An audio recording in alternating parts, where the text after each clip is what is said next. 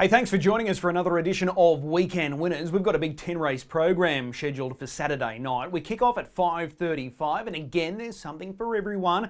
There's a good free-for-all, there's a good trotters race, there's a good 3-year-old race to end the program, and a couple of nice mares races as well. So we look forward to the action. Let's hear what the drivers have got to say. We're going to speak with Adam Richardson and Brendan Barnes. Adam Richardson joins us to go through his book of drives on Saturday night. There's a few interesting drives there as well. Adam, appreciate the time. Thanks, Chris. Let's start with race 4, number 8, Calypso Sam. You sat behind this guy for the first time last time out on the grass at Kilcoy, got the job done. So you retain the drive. It's all in your hands, so can you go back to back? Yeah, look, he's got the right draw on Saturday night. Following out was probably going to be the favourite. Should definitely be behind leader, and you know, he sort of really showed me a lot on the grass. Turning for home, I absolutely thought he was gone and probably, you know, lucky to weigh in, but he just fought back real hard and, like you say, was able to get the job done. Okay, so a couple of good takeaways from that first sit behind Calypso Sam last week. As you said, likely to follow out the favourite, Midnight Car. He looks like he's got the speed to hold up from the inside, doesn't he? I think so for sure, yeah.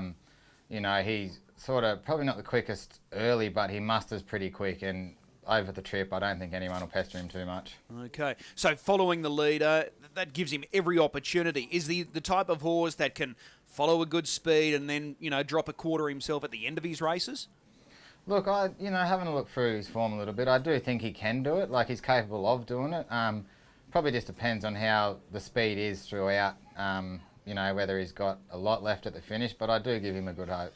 Okay, so he's a terrific chance there. Calypso Sam, race 4. Let's go across to race number 6, and this is the mares race. This is the Pink Ribbon Race Week trophy feature on Saturday night as well. Fairish Day In. You know this mare well. She comes up with gate 3. Is that a good draw for her? Look, it's not the worst. She's the sort of mare you probably don't want to do a great deal with early anyway, so if we can just get a helmet pretty quick. She has been racing quite well, so hopefully the speed's on, we get a helmet early and, you know, she can be there in the finish. How do you reckon this field lines up compared to what she's been racing against of late? I'd say it's probably a little bit tougher. Her last few sort of have been a little bit weaker company, but like I say, she's a mare you sort of don't want to do much with early anyway, so you know, if we can just get a helmet and the speed's good, I do think she'll be in the finish. And just looking at that front row, that's almost guaranteed, isn't it? A genuine tempo. You've got Macarena Maddie likely to go forward, Delta 3 on your insides likely to push forward, and maybe a few of those out deeper. They could also have a look early, so that probably sets up nicely for you. Definitely, yeah, and we're only 2 off the second row. You know, it's not going to be hard to get that posse early. All right, well, that's Fairish Day In race 6. In race number 8, I'm keen to get your thoughts here on Wild Imagination. Now, she's on the back up. She made that little bit of an error last time out. She's got ability, doesn't she? She does, yeah. You know, good friends of ours had her back home, and she was just a genuine front runner. She loved to run time. I think she went super Tuesday, gassed early, had to sit parked, and faded late, but I still think the run was really good.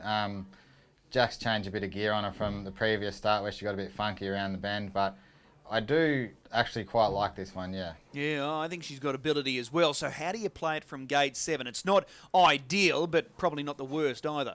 No, that's right. I'll probably just let her find her feet early and just see how she feels. Like I say, she went forward Tuesday in a pretty slick opening quarter, so we'll just play it by ear on Saturday night, I think. All right. There does look to be some speed to your inside.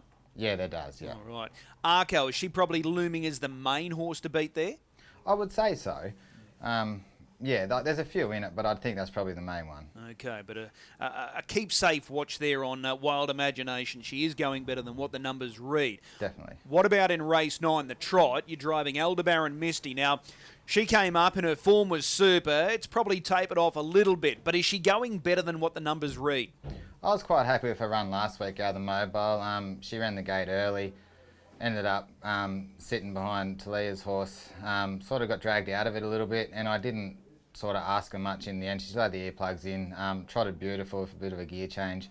So, you know, if she gets back to just stepping to the front, getting a nice helmet, I don't think she'll be far away either. Okay. Behind the tapes, that's not an issue for her. She's normally a really good beginner, so if she pings away, she could easily lead this field. I think so, yeah. All right. Now, in saying that, the stablemates loom as the hardest to beat here. You've got Funny Face and Adele. They're good quality mares, and they're in form as well. So they're obviously the hardest to beat. I would say so, yeah. You know, they're coming off a bit of a handicap, but they do look, you know, the couple that are going to play a big part in the race. Okay. Jack could easily run 1, 2, 3 there with a bit of luck. I would think so, yeah. All right. Well, a couple of good drives there. Which one are you most looking forward to on Saturday night?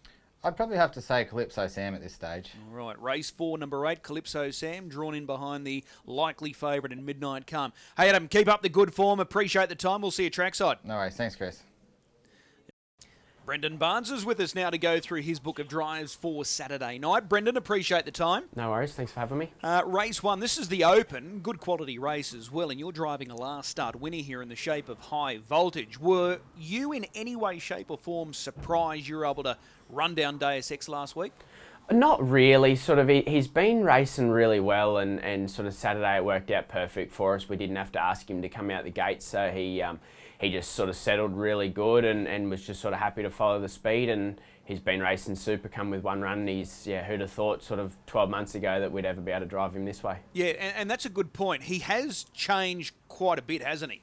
Yeah, definitely. He's sort of still got that, you know, hot-headedness in him. We seen there 2 starts ago. I had to ask him to come out the gate early, and he had a mind of his own there for a little bit, but sort of in his defence and his own credit, he come back to me after sort of 3/4 of a lap, so that was really good. Okay, I've got to ask the question, is he one of the more difficult horses that you've had to drive? Because he can be a bit of a handful, but as we just said, he has improved, but he's not easy, is he?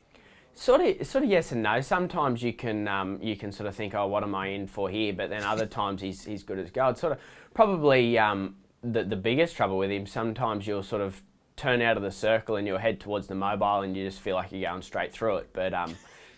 But lately he's been really good. I'd say he'll probably want to get on with it a little bit from the second row there on Saturday, but I'd say once they let us go, he'll be sort of pretty happy to just follow him around. Okay, so is this a good setup for him on Saturday night? The fact that it is an open class race, you've got a second row draw, but you're guaranteed a good tempo, so that's going to help. Yeah, absolutely, and it's sort of good that he's off the back row. While he might get a little bit keen on the way to the gate, he's not having to do anything to get anywhere, and he should just sort of be pretty settled from the get-go. So can he beat this opposition? Yeah, I think so. He needs a little bit to happen for him, but he's racing super. He couldn't be going any better. All right, well, that's High Voltage, race 1. Let's go across to race 3.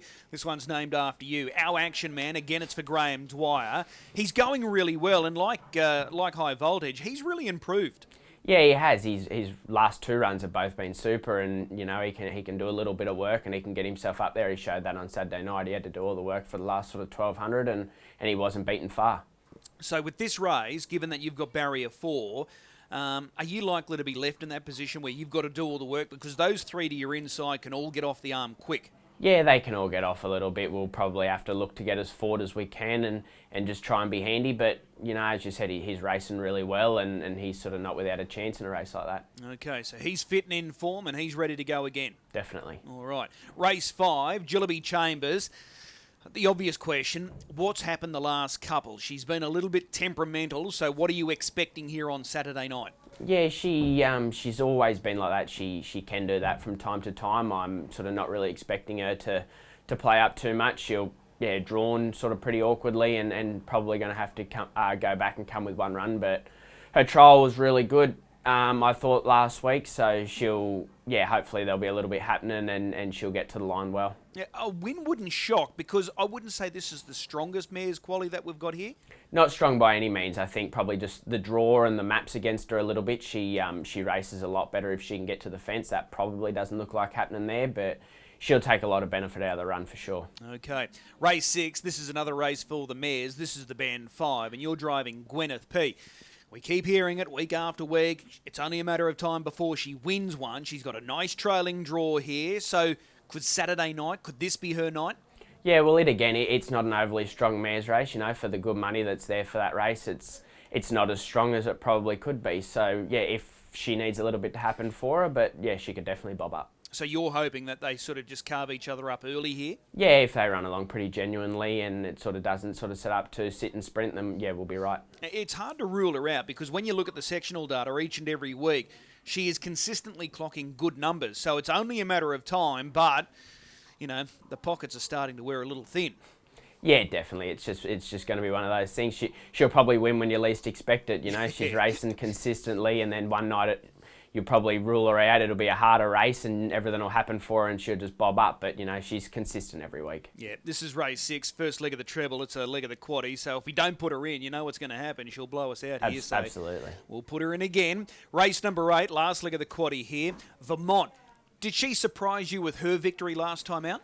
It was a very good run. I don't know whether she sort of surprised me. I thought the run before that was really good as well, and she got a long way back there last time, but yeah, sort of credit to her. She'd just been racing really well, and then she got over the top of them. That was her first Albion Park win. All of her good form's been at Redcliffe, so now that she's been able to shake that curse and she's broken through at Albion Park, can she go on with it? This is a lot harder than what she beat there last time out. Definitely a lot harder, and she's going to have to keep stepping up, you know, but she's always the sort of horse that she can earn in sort of any race if it sort of works out for her. She follows speed well, and she's got to be driven in that one way. She doesn't have any gate speed, but you know, she'll look to be coming with one run, and if they sort of run it pretty genuinely, she'll do her thing. The positives to take away from that win last week, she was very wide and she was standing them up fairly tidy start at the top of the straight, so all credit to her in that respect. Yeah, definitely. Sort of when I pulled out, I thought, oh, she's sprinting good. She's probably going to get over the top of them, and then I sort of thought, oh, we're a bit far away, but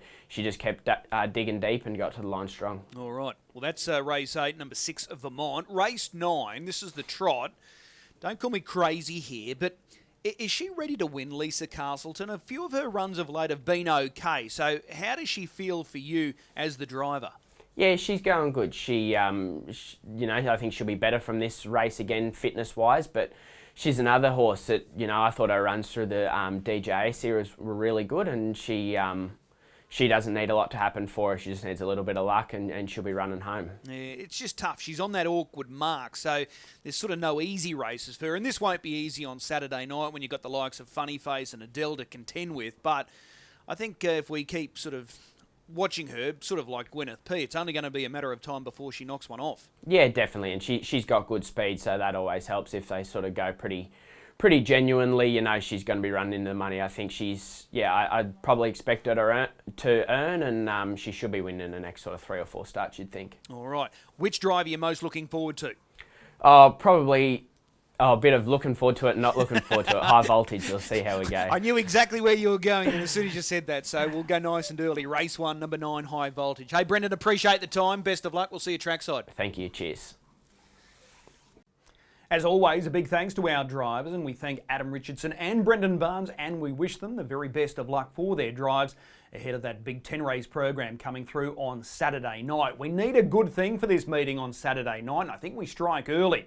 Race 1, number 1, Lord Zarias. Now, he's first up. He's a good quality son of Changeover, and I liked his recent trial. He looked really sharp in that trial, and this might just set up nicely for him. He's got options here from Barrier 1, so I'm keen to be with him. First up, race 1, number 1, Lord Zarias. We look forward to this Big 10 race program coming through on Saturday night. Action starts at 5:35. We'll see you trackside.